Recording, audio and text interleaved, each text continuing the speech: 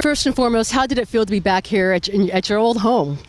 It felt great. A little bit different, obviously, not having on pads and not playing. So it was kind of funny standing on the sideline just watching some of my old teammates, Philip, Antonio, Nick, Hardwick,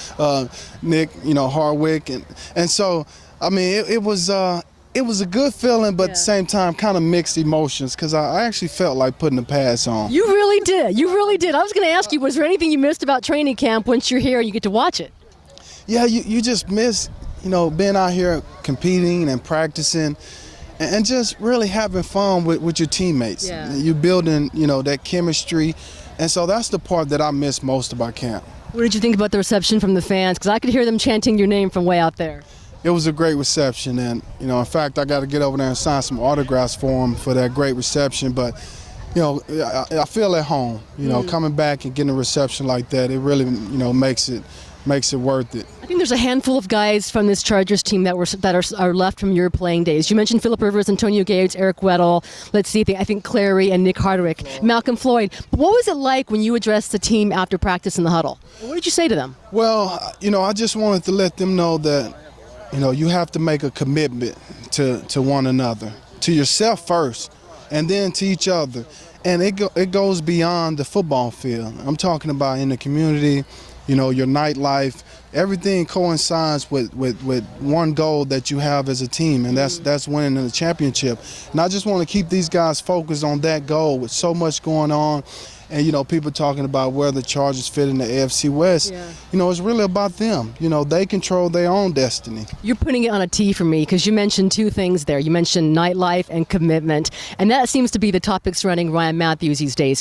What do you think about as to where Ryan Mathews is at this point in his career, and what do you tell him as this season prepares? Well, I think Ryan understands that he's really at the crossroads of his career.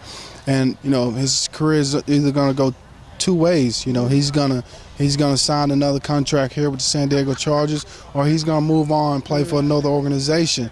But I believe Ryan wants to be here. Okay. And so you talk about that commitment. He has to understand that that commitment has to go to a different level now. There's so much expected of you because now the team really needs you. They're relying on you to be the cowbell, to be the workhorse in this offense to help carry this team.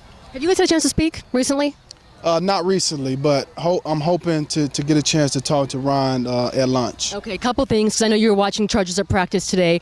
What's a strong point of this Chargers team at this point? I think it's the defense, no question. You look at the front seven of the San Diego Chargers, certainly they got some talented guys up front on the defensive line, and then even, on the back end. And I was talking to Pags, earlier.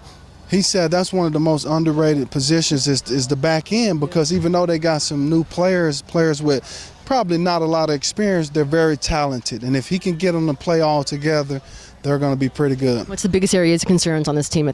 Well, it's the revamped offensive line. You have to protect your franchise quarterback in Philip Rivers. Last year sacked 49 times. That's way too many times to be sacked. But I think we all realize that you have to be able to keep Philip upright, and it's going to depend on how this offensive line gels together. Last player I want to ask you about is Manti Te'o. I believe NFL Network was tweeting out your comments comparing Te'o's leadership on the field to Teddy Bruschi. What do you see when you watch him? I see great comparisons with he and Teddy Bruschi simply because they're both really smart guys, cerebral guys, and natural leaders. They were natural leaders in college. They come in and step in right away to be leaders of a football team.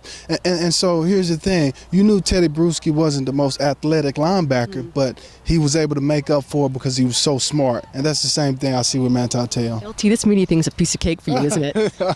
No, I wouldn't say it's a piece of cake, but, you get better every day. Thank you very much.